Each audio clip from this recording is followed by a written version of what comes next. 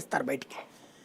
సరే పవన్ కళ్యాణ్ వెళ్తే ఆధారం లేదంటే జగన్మోహన్ రెడ్డి ఆ రోజున సమైక్యాంధ్ర అన్న రోజున హైదరాబాద్ నిండిపోయింది, గుర్తుంది కదా. హైదరాబాద్ మొత్తం అక్కడ ఎల్బీ గ్రౌండ్స్, ఎల్బీ స్టేడియం నిండిపోలేదు ఆ రోజున. సమైక్యాంధ్ర అని చెప్పి మన ఏది అశోక్ బాబు పెట్టినప్పుడు జనం నిండిపోలేదు ఆ రోజున. కాబట్టి తెలంగాణ అంత పీక్ ఉద్యమం టైంలోనైనా జనం వస్తారు. జనం రావడం వేరు, ఓట్లు రావడం వేరు. ఇప్పుడు పవన్ కళ్యాణ్ తను ఒక దాన్ని ఏమంటారు పొలిటికల్ బార్గెనింగ్ స్టేజ్ ఎంచుకున్నాడు ఆయన.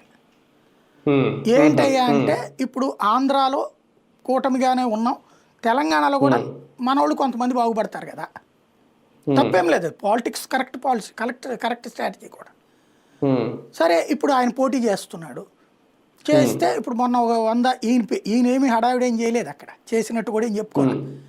గెలిచిన వాళ్ళు మేము జనసేన తరపున గెలిచామని చెప్పుకున్నారు. సర్పంచ్ ఎన్నికల్లో ఇది ఉండదు కదా, సింబల్ ఉండదు కదా. అలా మేమందరం పవన్ కళ్యాణ్ వాళ్ళు గెలిచామని చెప్పుకున్న వాళ్ళతో మనం మీటింగ్ పెట్టారు. ఇప్పుడు సింబల్తో జరిగే ఎన్నికల్లో పోటీ చేస్తుంది. అక్కడక్కడ కార్పొరేటర్లో, కౌన్సిలర్లో గెలిచారనుకోండి, హ్యాపీ కదా.